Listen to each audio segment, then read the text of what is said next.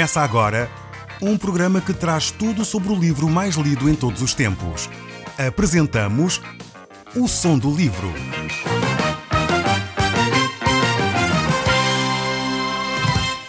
Seja muito bem-vindo. Neste podcast vai encontrar o livro mais conhecido e lido em todo o mundo. Vamos levá-lo numa viagem pela história da humanidade. Este é um audiolivro para si, para a sua família e sociedade em geral.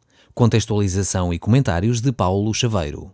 Caro amigo, nós hoje estamos a iniciar o livro de 1 Crónicas, no Velho Testamento. No último programa nós falámos acerca do livro de Romanos e concluímos esse mesmo estudo. O livro de Romanos, sem dúvida, foi um livro que deixou muitas lições para cada um de nós. No entanto, este livro de 1 Crónicas não deixará certamente de ser relevante para a nossa vida. É um livro que foi escrito numa época muito interessante e ele traz lições muito profundas ao nível espiritual. Muitos chamam ao livro de Crónicas a duplicata do livro de Reis. Ou seja, temos estes conjuntos de livros no Velho Testamento, 1 e 2 Samuel, 1 e 2 Reis, 1 e 2 Crónicas, e muitos olham para estes livros de Crónicas pensando que eles simplesmente são uma cópia do livro de Reis, mas não é um facto. Na realidade, o livro de Crónicas mostra uma perspectiva diferente acerca dos mesmos acontecimentos. É como se o livro de Reis tivesse sido escrito por um autor, numa perspectiva, e o livro de Crónicas tivesse sido escrito por outro autor completamente diferente. É como se estivéssemos a olhar, vamos supor, para um jornal que foi escrito por um jornalista e o mesmo facto a ser escrito por outro jornalista completamente diferente. Então, o livro de Crónicas, apesar de tratar de um período que vai desde Saul até o rei Zedequias, ele nos apresenta uma perspectiva diferente relativamente a estes factos.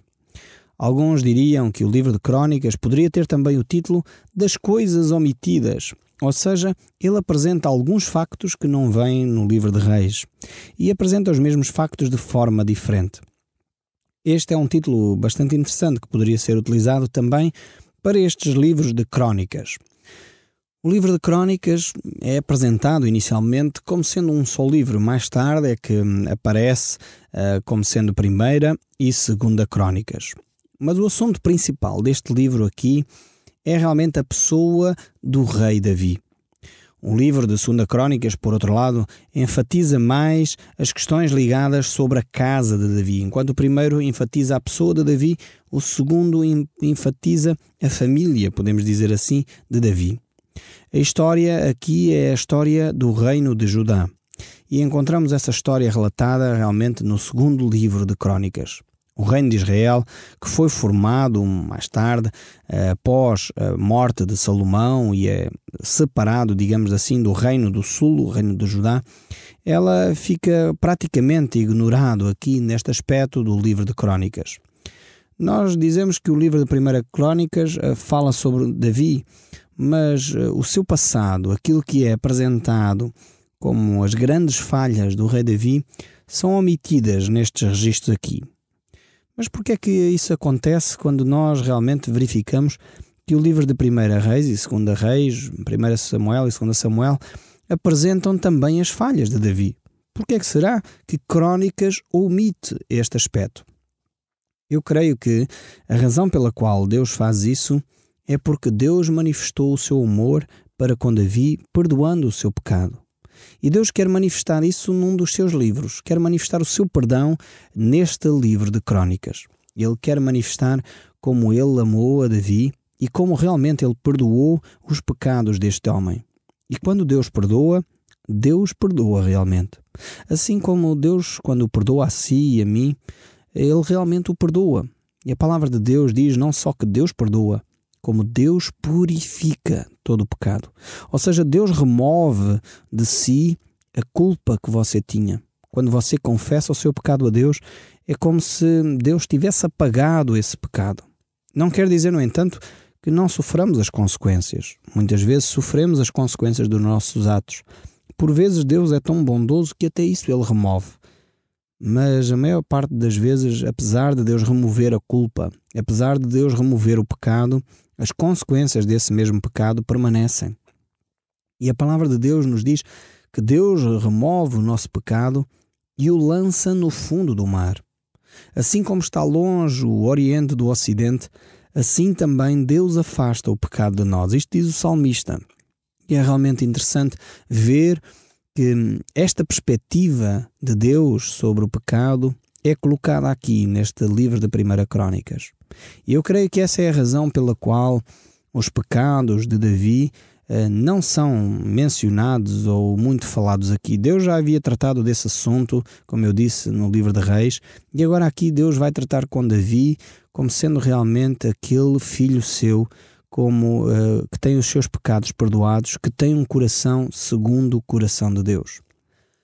No livro de Reis nós encontramos a história da nação de Israel dada do ponto de vista político, podemos dizer assim, do ponto de vista do trono real. Porém, no livro de Crônicas, nós vamos encontrar a mesma história, a história da nação de Israel, dada do ponto de vista espiritual, ou dada do ponto de vista do altar, do templo. No livro de Reis nós encontramos o palácio como centro das atenções. No livro de Crônicas nós vamos encontrar o templo como centro das atenções. No livro de Reis nós vamos ter a história política. No livro de Crônicas nós vamos ter a história religiosa.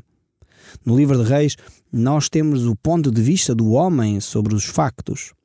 Porém, no livro de Crônicas, nós vamos ter o ponto de vista de Deus sobre os assuntos. Estas são algumas das diferenças que nós encontramos ao estudar o livro de Reis e o livro de Crônicas. Nós vamos certamente observar isso ao estudarmos estes livros. Nós vamos começar pelo livro de 1 Crônicas. Este livro começa a descrever o contexto histórico e começa a descrever as genealogias. Muitos de nós realmente queremos sempre ultrapassar e saltar por cima destes textos. São textos que muitas vezes se tornam difíceis de compreender. Eles são realmente textos extremamente importantes e textos que seriam interessantes aprofundarmos, mas para um estudo mais detalhado até acerca das suas próprias personagens. No entanto, neste programa aqui nós não vamos fazer isso, não vamos detalhar cuidadosamente cada personagem. Vamos só dar alguns exemplos de algumas personagens que nós encontramos nestes primeiros 8 capítulos do livro de 1 Crônicas e vamos mencionar algumas destas personagens. Por exemplo, começando pelos primeiros versos deste livro de 1 Crônicas, os primeiros 4 versos. Ele fala assim: Adão, Sete, Enos, Cainã, Malalel, Jared, Enoque, Metusalém, Lameque, Noé, Sem, Cão e Jafé. É muito interessante que este livro começa a ser escrito começando pelo início, pela origem do homem.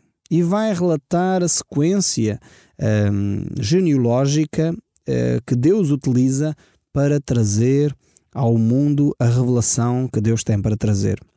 E então Deus utiliza este canal, este vínculo aqui, esta linhagem, para manifestar como Cristo, inclusive, chegou a pertencer à raça humana. Então, estas linhagens aqui, que muitas vezes nós saltamos, têm este sentido de entendermos como é que Cristo chegou até ao nosso meio. Deus foi, ao longo das Escrituras, pontuando textos bíblicos, deixando textos bíblicos, referências, para nós percebermos a linhagem do próprio Senhor Jesus Cristo, mas também para percebermos que a história da humanidade é um facto, é real, tem pessoas, tem acontecimentos, tem lugares. Por que é que Deus fez isto? Eu creio que há uma razão muito simples. Infelizmente nós vivemos dias, e provavelmente vocês já têm ouvido falar de determinados autores que hoje gostam muito de pôr em causa a pessoa de Jesus Cristo.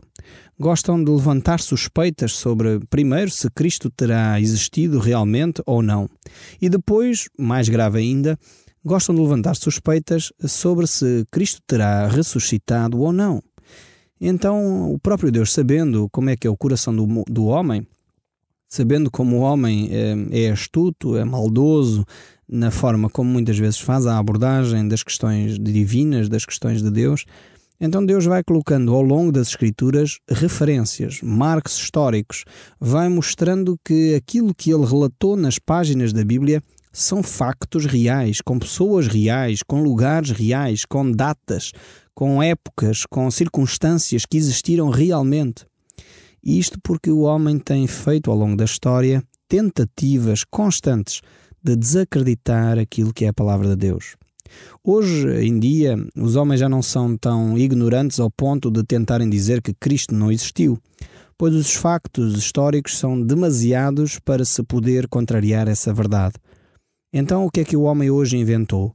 Então, arranja histórias supostamente inventadas, supostamente ficções, que giram em torno da pessoa de Cristo e que levantam suspeitas acerca do caráter de Deus, acerca do caráter de Cristo. Esta tem sido a estratégia hoje em dia para desacreditar o Evangelho de Jesus. Já não é um ataque direto, já não se diz Cristo não existiu, pois os factos históricos são tantos que é impossível negar. Só uma pessoa que não tivesse a cabeça no sítio é que poderia negar a existência de Cristo, negar o cristianismo, pois a arqueologia comprova isso, a história comprova isso. Mas hoje em dia levanta-se uma nova maneira de abordar e de desacreditar os ensinos de Deus. É levantando suspeitas acerca daquilo que a Bíblia diz. No fundo, essa estratégia não é nova. Eu quero dizer que aquilo que hoje em dia acontece com muitos livros que estão a vender aos milhares de cópias pelo mundo fora, não é uma estratégia nova. Satanás já usou essa estratégia desde o Jardim do Éden. Aqui encontramos o nome de Adão. Satanás, no Éden, utilizou a mesma estratégia. Ele disse, será que foi assim mesmo que Deus disse? E, no fundo, livros que hoje se vendem em grandes livrarias, no fundo, têm este mote por detrás. Será que Cristo realmente foi solteiro? Será que Cristo realmente morreu pelos nossos pecados? Será que Cristo realmente ressuscitou? Eles não tomam a ousadia de dizer que não foi assim. Não têm a coragem de fazer uma afirmação frontal negando as evidências históricas, arqueológicas, sociológicas e espirituais. Mas fazem a mesma estratégia, utilizam a mesma estratégia que Satanás usou. Será que Deus disse assim? Foi o que Satanás fez com Adão, foi o que Satanás tentou fazer com Cristo na tentação do deserto e é hoje o que ele continua a tentar fazer. E eu fico muito triste ao verificar que milhares e milhares de cristãos pelo mundo fora acedem a esta tentação. Compram milhares de cópias de livros que supostamente são ficção sobre a pessoa de Jesus Cristo e que tentam trazer supostamente uma nova abordagem sobre a vida de Jesus. É triste verificar que muitos cristãos estão a cair nessa trama, nessa rede, chegando ao ponto de talvez deixar algum espaço no seu espírito para pôr em dúvida aquilo que realmente as Escrituras dizem. E é exatamente por isso que a palavra de Deus, a certa altura, traz com uma certa frequência referência às genealogias. Diz, aconteceu assim, foi o fulano tal, foi Adão, foi Noé, foi Sem, foi Abraão. São pessoas reais que aconteceram na história, que tiveram a sua participação no tempo e no espaço. Elas existiram. Isto para que cada um de nós, para que você e eu, pudéssemos identificar a realidade das Escrituras e não dar espaço aos ses na nossa vida. Quando nós lemos o Novo Testamento, nós ficamos realmente admirados porque os evangelhos que nós temos na nossa Bíblia, quer Mateus, quer Lucas, encontramos lá neles também genealogias acerca de Jesus Cristo. E Deus faz tudo com tanto cuidado que Ele não deixou nada ao acaso. Ele quis mostrar que Jesus Cristo realmente existiu na história. Ele foi um personagem real. Ele não foi simplesmente uma invenção da igreja, não foi uma invenção dos religiosos. Jesus Cristo realmente existiu.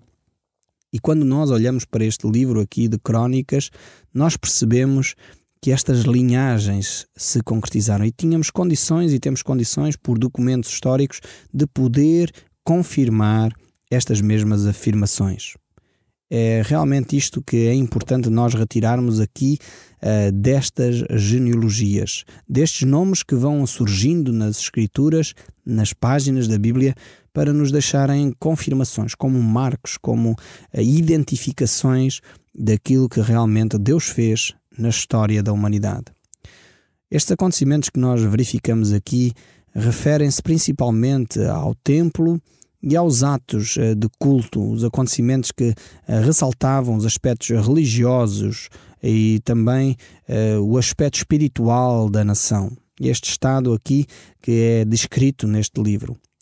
É óbvio que se preocupavam sobretudo com Israel e com a comunidade espiritual da nação de Israel. Aqui as omissões mostram também o interesse que fica concentrado no desenvolvimento destas ações espirituais. Ele é concentrado no templo e na linhagem de Davi, deste monarca que Deus havia prometido manter o seu trono para todo o sempre.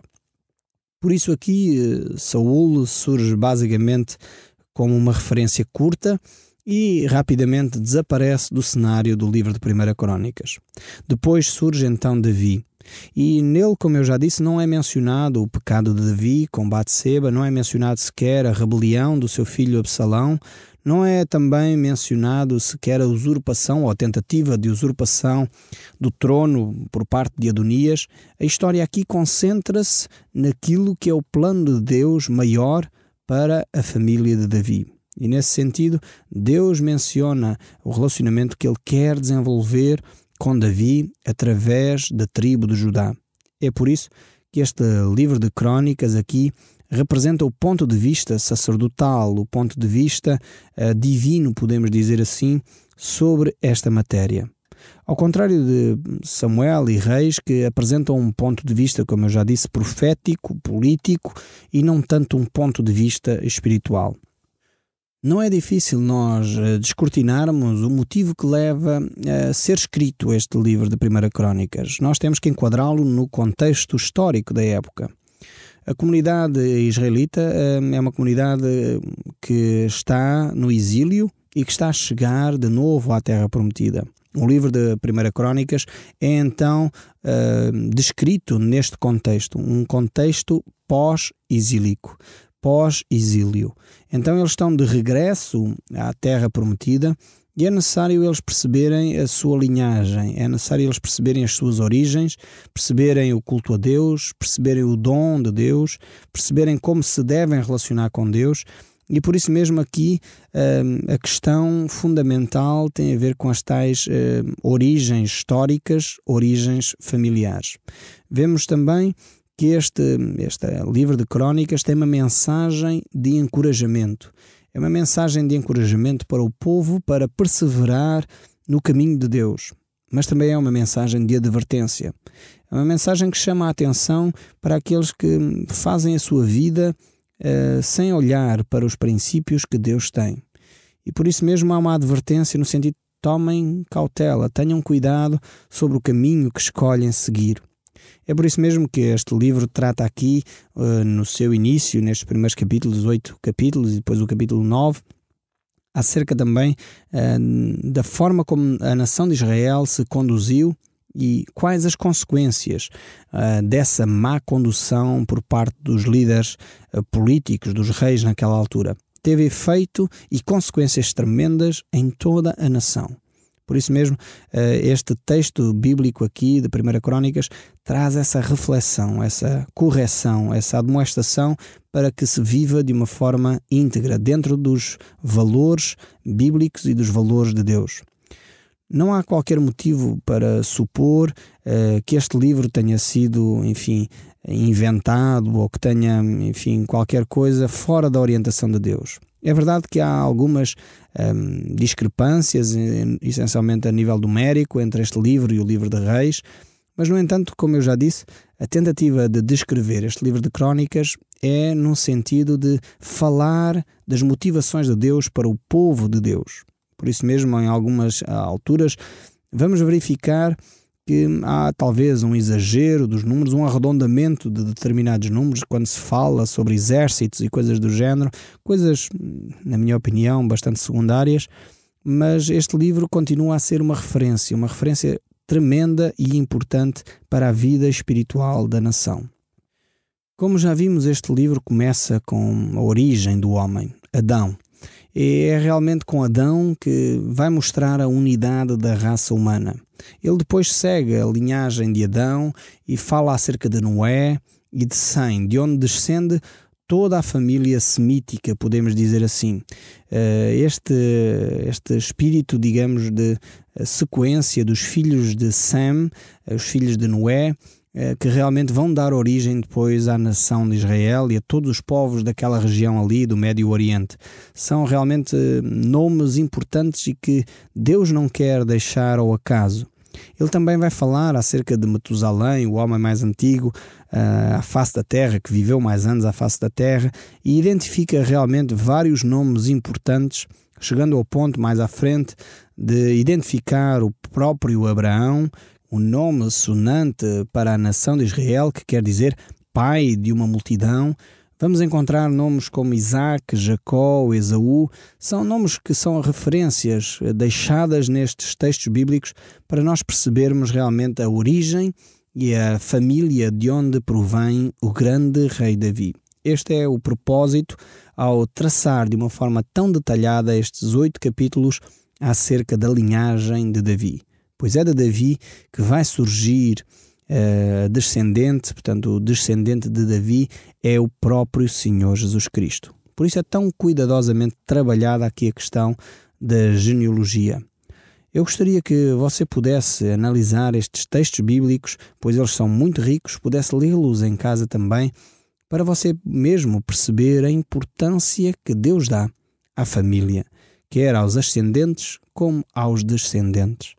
Este é o valor que Deus dá para nós entendermos o contexto histórico, para entendermos o contexto cultural e daí podermos então retirar lições fundamentais para o nosso dia-a-dia. Nós, depois desta introdução ao primeiro livro de Crônicas, no próximo programa, começaremos a trabalhar os textos de uma forma mais detalhada. O Som do Livro, uma produção da Rádio Transmundial de Portugal.